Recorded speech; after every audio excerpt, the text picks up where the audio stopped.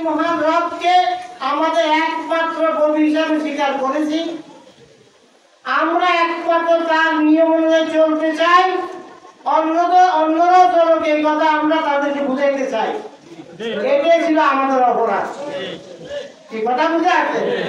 জামাত ইসলামী যদি আজকে ঘোষণা দিত, তখন যদি ঘোষণা দিত আমরা নামাজ, রোজা, হজ, যাকাত, জিকির, আজকার, তাসবিহ, তাহলিল, মুরাকাবা, মুশাহাদা নিয়ে থাকবো, ইসলাম সাহেবের কথা বলবো না, যদি আমরা এই ঘোষণা তখন দিতাম, তখন দেখতেন যে আমাদের কাছে তারে ভাঙি পড়ার জন্য আসতো, দোয়ার জন্য আসতো, হাদিয়া তোফা দিত।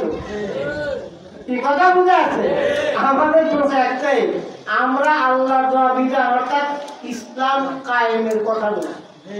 ইসলাম ছাড়া মানবতার মুক্তির জন্য অন্য কোন নিয়ম যথার্থ নয়, সঠিক। কারণ হলো মানুষের যে নিয়ম কানুন বা আইন আছে, এই আইনের মধ্যে অনেক ভুল আছে।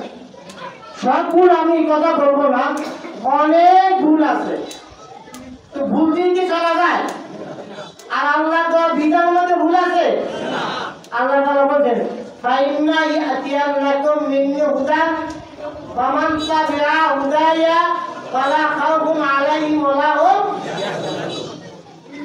আল্লাহ বলছেন যে আমার পক্ষ থেকে হেদায়েত আসলে ওই হেদায়েত মানে বিধান যারা গ্রহণ করবে, এই গ্রহণকারী ব্যক্তি জীবনে, হ্যাঁ ব্যক্তি জীবনে, পারিবারিক জীবনে, সমাজ জীবনে, রাষ্ট্রীয় জীবনে।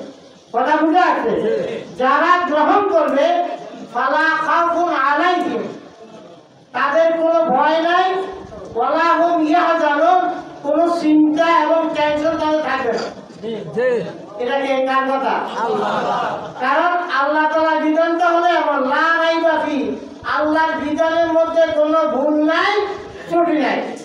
কারণ আল্লাহ তাআলার জ্ঞান বর্তমানে আছে কিনা, অতীত সম্পর্কে ছিল কিনা, ভবিষ্যৎ সম্পর্কে আল্লাহর জ্ঞান আছে কিনা, আছে। আচ্ছা, আমরা অতীতের জ্ঞান কতটুকু জানি? আমরা অতীতের জ্ঞান সামান্য কিছু জানি। যা পড়ি তার 100 ভাগের 1 ভাগ আমরা এখানে ধরে রাখতে পারি না। আর বর্তমান সম্পর্কে আমরা জানি, শুধু আমি আর আপনি যেখানে বিচরণ করি তার আশপাশ সম্পর্কে কিছু জানি, কিন্তু সারা দুনিয়া সম্পর্কে জানেনি, তাও জানি না। আর ভবিষ্যৎ সম্পর্কে কত জানি? কিছুই জানি না। তাহলে আমাদের এই সীমিত জ্ঞান দিয়ে যদি নাকি আমরা আমাদের চলার জন্য পথ নির্ধারণ করি, সেটা কি ঠিক হবে?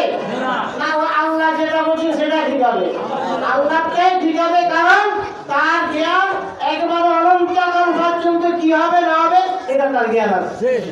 এই জন্য আমরা জামাত ইসলামীর কেন্দ্রীয় নেতৃবৃন্দকে ফাঁসি দিয়েছে। তারা মনে করেছিল এটা ফাঁসি দিয়ে জেলে নিয়ে জুলুম করে জামাত ইসলামীর অগ্রযাত্রাকে তারা বন্ধ করতে পারবে না।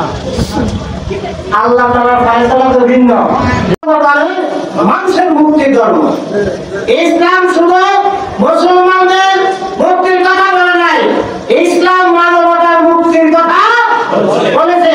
আচ্ছা বলেন তো, এই দেশে চালের দাম কমলে এটা কি মুসলমানের জন্য কমবে না হিন্দুদের জন্য কমবে? কথা বুঝে আছে? আল্লাহর বিধান যখন কায়েম হবে, এই বিধানের সুফল একজন মুসলিম যেমন ভোগ করবে, একজন অমুসলিমও।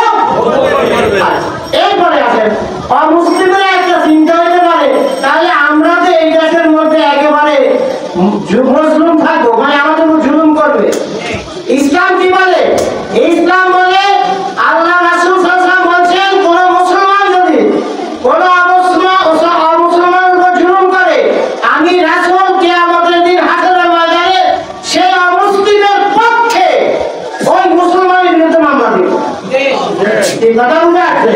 তার মানে অমুসলিমদের জান, মাল, ইজ্জত, আবরু এগুলো নিরাপদ রাখার দায়িত্ব ইসলামী রাষ্ট্রের। এই কথা বুঝে আছে? কারণ তারা এই দেশের নাগরিক, তারা ব্যক্তিগত জীবনে যে কোনো ধর্ম ব্যক্তিগত জীবনে পালন করতে ইসলাম বাধা এই কথা বুঝা আছে? আল্লাহ রাসূল সাল্লাল্লাহু আলাইহি ওয়াসাল্লামকে আল্লাহ তাআলা বলেছেন কোরআনে যে তোমরা ওটাকে গালি মূর্তিগুলিকে গালি দিও না, কারণ তোমরা যদি ওদের মূর্তিগুলিকে গালি দাও তাহলে অজ্ঞতা বশত তোমাদের খোদাকে গালি দিবে। এই কথা বুঝা আছে? সুতরাং এইটা সব মুসলিমরা আমাদের জন্য একেবারে নিরাপদ।